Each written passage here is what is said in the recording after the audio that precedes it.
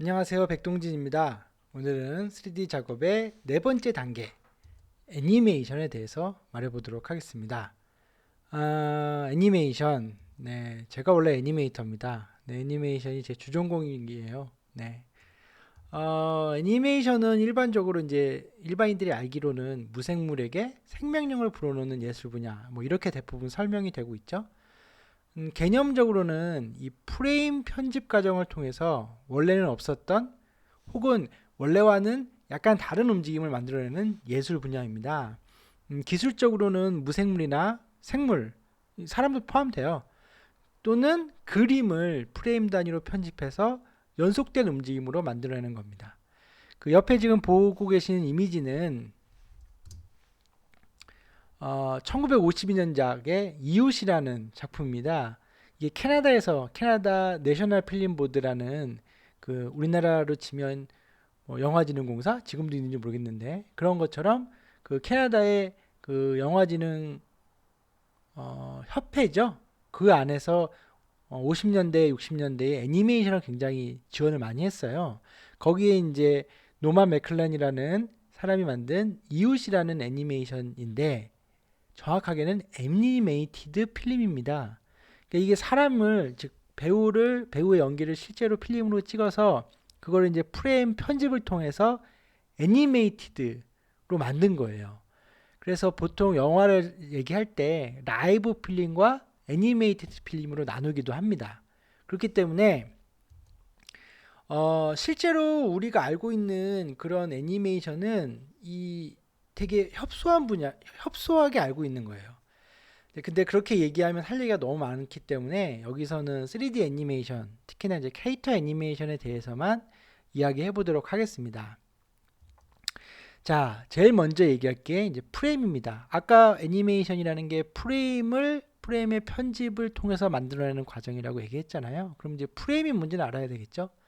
이제 프레임은 영상 재생에서 가장 기본이 되는 단위입니다. 우리가 생각하는 그냥 한 장의 이미지라고 생각하시면 돼요. 그 한 장의 이미지가 모여서 이제 재생되면 영상이 만들어지게 되죠. 우리가 지금 보고 있는 TV 방송이 이제 NTSC 방송인데 1초에 30장, 정확하게는 29.97장으로 이루어져 있습니다. 그리고 눈 한 번 깜짝하는 1초 사이에 그림이 30장이 확 간다는 거죠. 그럼 이 30장을 실제로 손으로 다 그리거나 아니면 뭔가에서 만들어내거나 이제 그게 애니메이션 필름이라는 거죠. 어, 옆에 있는 게 이제 팔 방식 같은 경우는 25장입니다. 대표적으로 이제 독일이나 북한도 이 방식이죠. 여기 그림에는 안 나와 있지만 그 프랑스가 쓰고 있는 세캄 그것도 이제 25장이고요. 영화는 지금 24장입니다. 그래서 이제 맥스 같은 경우는 TV를 많이 하잖아요. 그래서 실제로 애니메이션 세팅이 1초에 30장으로 되어 있어요. 그리고 마야는 24장으로 되어 있습니다. 뭐 그냥 그렇다고요. 근데 이게 이제 그 30장, 25장, 필름은 24장, 원래는 거의 몇십 년 동안 이제 그 굳어진 거였는데 요즘 와서 좀 달라졌죠. 호빗이 요즘에 호빗이 1초 60프레임. 제가 알기로는 60프레임으로 찍어서 만든 거예요. 그래서 호빗 1을 제가 극장에서 봤는데 너무 부드러운 거예요. 너무 부드러우니까 그 필름의 원래 맛이 약간 안 나는 듯한 느낌이었어요. 그래서 굉장히 부드러운 동영상으로 만들어졌고요. 유튜브도 요즘에 60프레임 동영상 업로드를 지원하고 있죠. 그러니까 프레임 수가 많아진다는 거는 그만큼 부드러운 거예요. 부드럽게 보인다는 겁니다. 근데 이제 만든 입장에서는 그만큼 수고가 더 들어가죠. 근데 이건 좀 옛날 뭐 지금도 마찬가지지만 근데 그 현재의 그 디지털 방송은 20 이제 보이시지만 23.976, 24프레임, 29.97, 30, 59.9 이걸 다 지원을 해요. 현재 디지털 방송에서는 우리가 지금 디지털 방송이죠. HD 방송 그 지원을 다 하고 있습니다. 그래서 이제 이 프레임을 만들어내는 작업이 어떻게 보면 애니메이션 작업이에요. 네, 애니메이션 작업을 통해서 1초를 한 장을 만들고 그 30장을 만들고 이렇게 해서 만드는 거죠. 자, 그러면 그러면 만약에 1초에 24프레임이 만들어져야 된다면 그거를 다 그려야 될까요? 아, 그냥 만약에 그 그냥 생각하면 원래는 다 그리는 게 맞아요. 네. 2D 애니메이션은 특히나 다 그렸죠. 근데 3D 애니메이션 같은 경우는 테크니컬하게 얘기하면 다 만들지 않습니다. 그때 나오는 이 개념 중에 하나가 이 키프레임이라는 개념이 나옵니다. 그러니까 3D 애니메이션은 어차피 사람이 키프레임만 잡으면 그 키프레임과 키프레임 사이는 인비트윈을 이제 하게 되는데 그거는 컴퓨터가 하게 되죠. 그러니까 옛날에 2D 애니메이션은 키프레임을 원화라고 얘기했고요. 그 키프레임과 키프레임 사이를 동화라고 얘기했어요. 그래서 원화 파트, 동화 파트가 따로 있었는데 3D 애니메이션 특히나 컴퓨터로 넘어오면서는 동화 파트를 컴퓨터가 담당하게 되는 거죠. 그럼 이제 키프레임이 뭐냐? 여기 이제 보시면 하나의 이 화면에서 오브젝트 하나가 여기 있어요. 이게 스타트라는 거죠. 스타트 키프레임. 이게 0프레임일 수도 있고요. 그리고 엔드는 여기에요. 그러면 오브젝트가 여기서부터 여기까지 움직이겠죠? 이렇게 움직입니다. 그러면은 옛날에는 2D 같은 경우는 이 사이사이 지금 여기서부터 여기 요거 원화 파트가 이걸 그리고 요 한 장 그리고 요 한 장을 딱 그려서 주면 그 사이를 동화 파트가 하나 한 장 한 장 한 장 한 장 한 장 그리면서 이거를 만들어냈다는 거죠. 근데 지금은 3D는 안 그래요. 내가 오브젝트 여기 놓고 그 다음에 여기만 놓으면 애니메이션이 쫙 됩니다. 간단하게 보이죠? 근데 실제로는 그렇게 간단하지 않습니다. 네. 그래서 요 과정은 제가 한번 동영상으로 실제 간단한 작업을 보여드리는 게 훨씬 좋을 것 같습니다. 자, 그러면은 한번 보죠. 네, 맥스입니다. 네, 제가 쓰는 툴이 맥스이기 때문에 자, 맥스에서 키프레임에 대해서 이제 얘기를 한번 해보도록 하겠습니다. 간단하게 키프레임에 대해서 이제 애니메이션을 잡는 방법, 애니메이션을 잡을 때 키프레임이 어떤 의미를 가지고 있는지 한번 보여드리도록 하겠습니다. 자, 지금 여기에 이제 프레임이 있고요. 지금 0프레임이죠. 그래서 제가 이 프레임을 30프레임, 조금 느리니까 60프레임 정도 해볼까요? 60프레임이라는 프레임 놓으면 이게 2초가 되는 거죠. 그래서 제가 60프레임에서 이렇게 움직였습니다. 그러면 현재 60프레임이라는 키에 가서 제가 움직인 거죠. 그래서 원래는 0프레임에는 여기 있다가 60프레임에서는 여기가 있는 애니메이션이 만들어진 겁니다. 그러면 얘가 그 사이는 이렇게 만들어주게 됩니다. 그래서 요 키프레임을 내가 정해주게 되면 그 사이는 컴퓨터가 인비트윈을 통해서 만들어주게 되죠. 만약에 제가 움직임을 약간씩 다르게 하고 싶다 그러면 이 키프레임을 설정해서 그러면 1초 동안에 내가 이쪽에서 이렇게 한번 싹 올렸다가 가겠다 그러면 알아서 제가 이렇게 가서 이렇게 내려오는 애니메이션을 만들어주게 되는 거죠. 그리고 이제 이런 식의 이제 커브 에디터라고 되어지게 되는데 움직임을 아까처럼 이렇게 이런 식으로만 움직이는 것 뿐만 아니라 내가 이런 거 가지고 살짝 뭐 이렇게 움직임을 조절할 수도 있는 기능들이 있게 돼요. 그래서 이 사이 지금 잘 보시면 이렇게 점선이 찍혀 있죠. 요게 이제 키프레임이 되어 있는 부분이고 없는 부분은 컴퓨터가 알아서 만들어 주는 거죠. 인비트윈 되게. 그래서 다른 걸 한번 해보면 저번에 이제 바이패드에 대해서 우리가 얘기를 했지 않습니까? 그래서 딱 만들어주면 이렇게 사람이 만들어져요. 참 좋습니다. 죄송합니다. 이게 아니라 잘 보이게 클래식하게 놓고요. 지금 보면 손가락이 없잖아요. 손가락 이렇게 그래서 꼬리 같은 경우도 꼬리도 테일, 이 꼬리 이렇게 만들 수가 있어요. 굉장히 쉽죠. 네. 그래서 이거 같은 경우도 마찬가지입니다. 제가 이제 팔을 들어 올리려고 해요. 간단하게. 그러면 키를 이제 주는 거죠. 그래서 30프레임에 가서 얘를 잡고 너 팔을 들어 올려. 그래서 이렇게 해놓으면 얘가 아이고 앞에 거 내가 키를 안 잡았네요. 그러면 이렇게 팔을 들어 올립니다. 그럼 내가 팔을 들어 올린 다음에 여기서는 중간 정도에서 요거 조금 더 해야 되겠다. 이렇게 움직이면 알아서 이렇게 들고 이렇게 되는 거죠. 그리고 50프레임에 가서 뭐 팔을 이렇게 확 꺾어버렸다. 그러면 됩니다. 중간 단계는 컴퓨터 알아서 해주는 거죠. 그래서 실제는 그래서 애니메이터는 이런 키 프레임을 계속해서 잡아나가는 작업을 하게 되는 겁니다. 요게 이제 키 프레임과 인비트윈이라는 그 개념입니다. 자, 다음에 이해할 것은 이제 캐릭터 애니메이션, 특히나 3D 캐릭터 애니메이션에서 이해할 것 중에 하나는 이 계층 구조, 하이어라키라는 구조입니다. 이게 왜 중요하느냐? 하이어라키라는 게 A라는 오브젝트와 이제 B라는 뭐 두 개의 오브젝트가 있을 때 이 두 개가 어떤 상관 관계를 가지게 되는지를 결정하게 됩니다. 어떤 게 위에 있고 어떤 게 아래에 있냐 이런 거죠. 그때 이제 상위에 있는 오브젝트를 페런츠, 부모 오브젝트라고 부르고요. 그 부모 오브젝트 밑에 종속된 오브젝트를 차일드 오브젝트라고 부릅니다. 이게 뭐지? 라고 생각할 수 있는데 간단하게 지금 얘기해 보면 여러분들 팔을 한번 들어보세요. 자, 여러분들 팔을 보면 여러분에서 팔에서 가장 페어런츠는 어디죠? 팔뚝이죠. 팔뚝.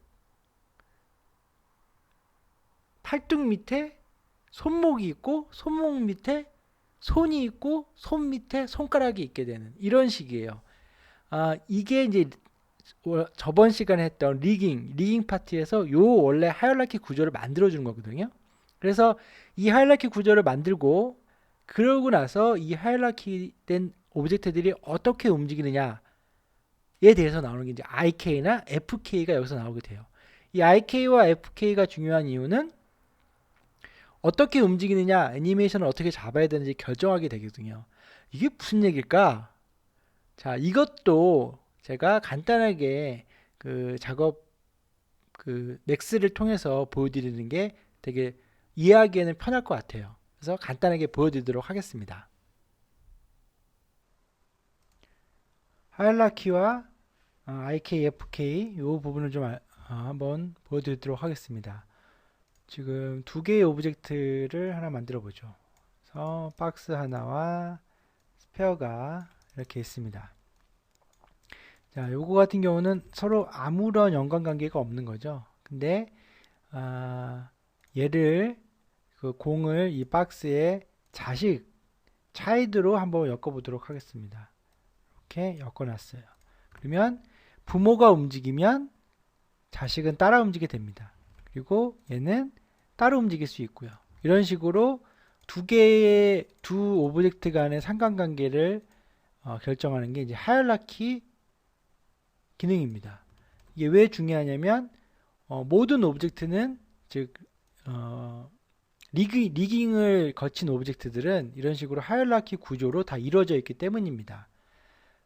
저번에 제가 3회 때인가요? 말씀드린 이 바이패드를 보게 되면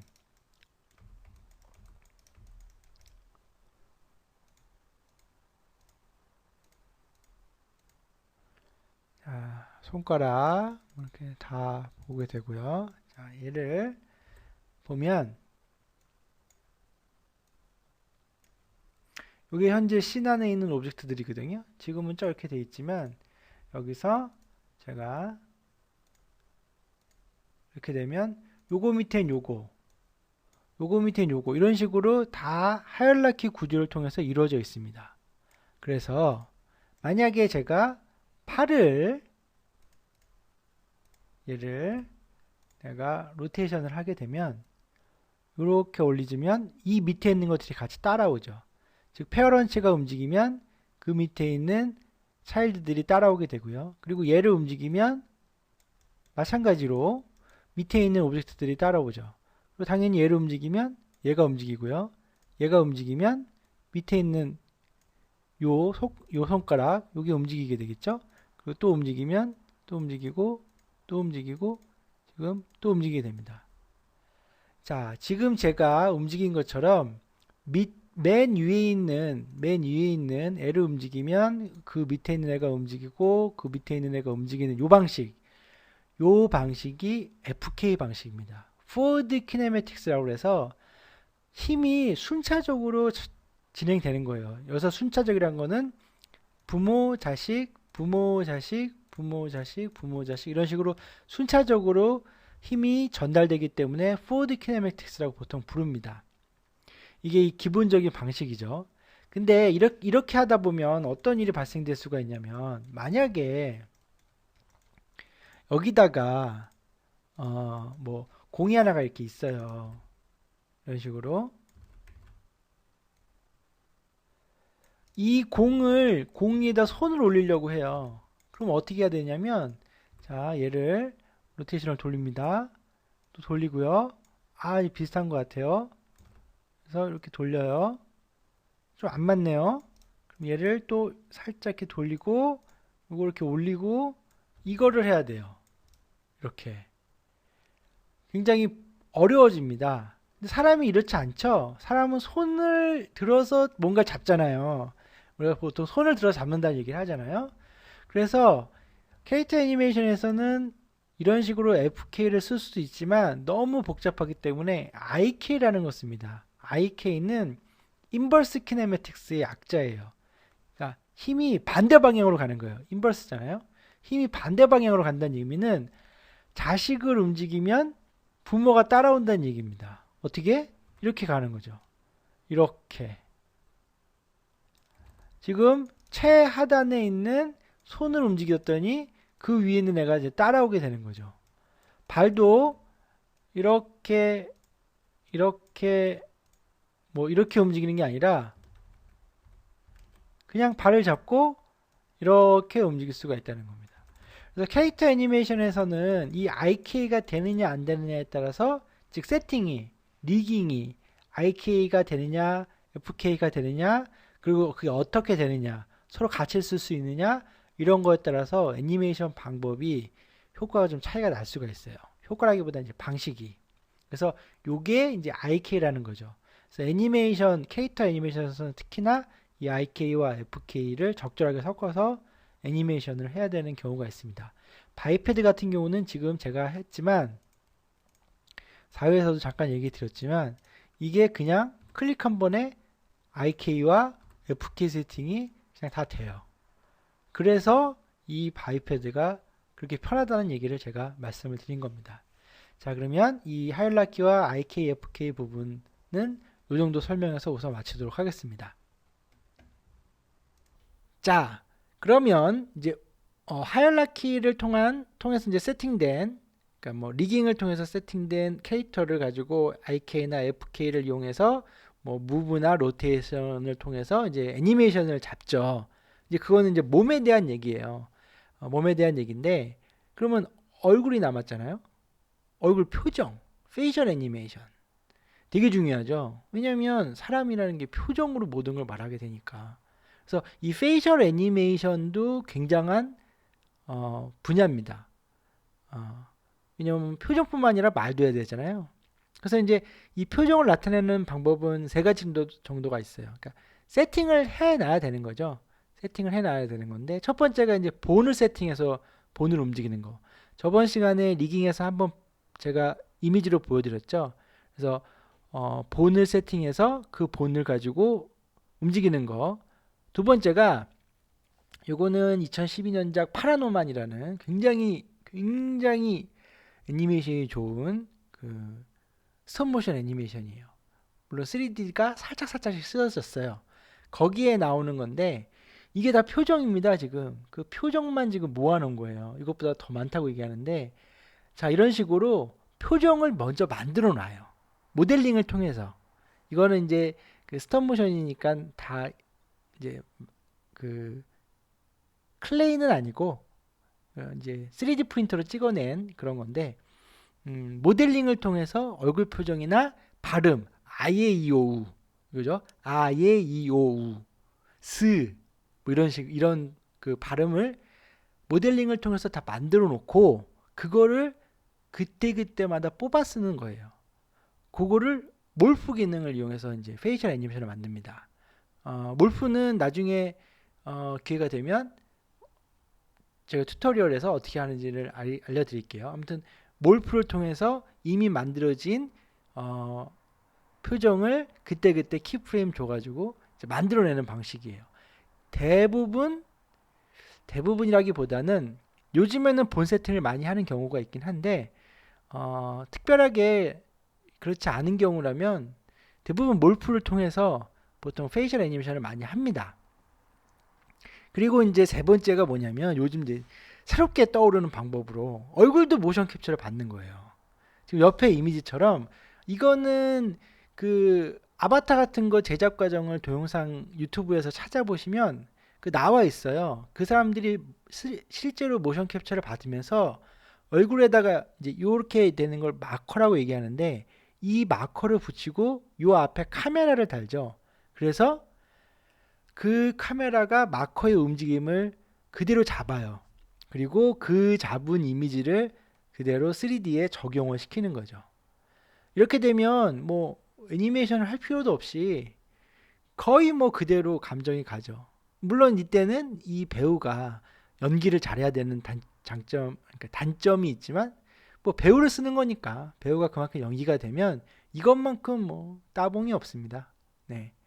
그래서 근데 제가 최근 국내에서는 페이셜 애니메이션을 이렇게 모션 캡처로 잡은 경우는 제가 공식적으로 제가 뭐 공식적으로 모든 걸 알 수 있는 건 아니니까 저는 해본 적은 없고요. 모션 캡처는 많이 해봤지만 이 페이셜 애니메이션은 모션 캡처를 해본 적은 없어요. 그리고 메이킹 영상도 본 적은 없는 것 같아요. 좀 세팅도 많이 있고 그냥 모션 캡처랑은 또 다르기 때문에 그래서 아무튼 이런 식의 방법이 세 가지 방법이 있는데 그 중에 가장 많이 쓰이는 거는 이렇게 각각의 표정들을 다 만들어 놓고 몰프를 이용해서 잡는다 라는 건 정도만 알아두시면 될 것 같습니다. 그래서 오늘은 애니메이션은 얘기할 게 별로 없어요, 솔직히. 그래서 이런 말이 있습니다. 이런 말이기보다 제가 느끼기에는 오랜 시간 동안 작업하면서 느끼기에는 소프트웨어를 자유자재로 옮겨 다닐 수 있는 가장 좋은 직업 중에 하나가 애니메이터예요. 좀 거칠게 얘기하자면 애니메이터는 무브, 로테이트만 알면 돼요. 리깅은 리거가 해주니까 그 리거가 해주는 것 중에 대부분은 무브나 로테이트로 움직이거든요. 무브나 로테이트를 통해서 포즈를 잡는 게 애니메이터의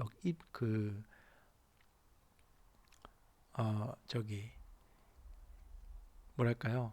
임무이기 때문에 그 나머지는 이제 실제로 애니메이션은 어떻게 만들어지느냐 이런 것만 이제 고민하는 거기 때문에 3D 그 프로세서 상에서 애니메이션에 대해서 말씀드릴 건 별로 없습니다. 네. 나중에 애니메이션에 대해서 전문적으로 한번 튜토리얼을 쓸 겁니다. 그때 이제 좀 더 상세한 뭐 디즈니의 12법칙 뭐 이런 것들 한번 얘기해 보도록 하고요. 오늘은 애니메이션은 여기까지. 다음은 마지막으로 이제 렌더링. 이제 만들었잖아요. 이건 이제 지금까지는 이제 씬 안에, 그러니까 3D 프로그램 안에서 계속 한 겁니다. 그럼 이제 이거를 만들어진 걸 이제 보여줘야 되는데 그때 그거는 3D 프로그램을 보여줄 수는 없으니까 이제 이미지로 한 장의 이미지로 만들어내는 과정을 이 렌더링입니다. 렌더링. 그래서 이 렌더링에 대해서 알아보도록 하겠습니다.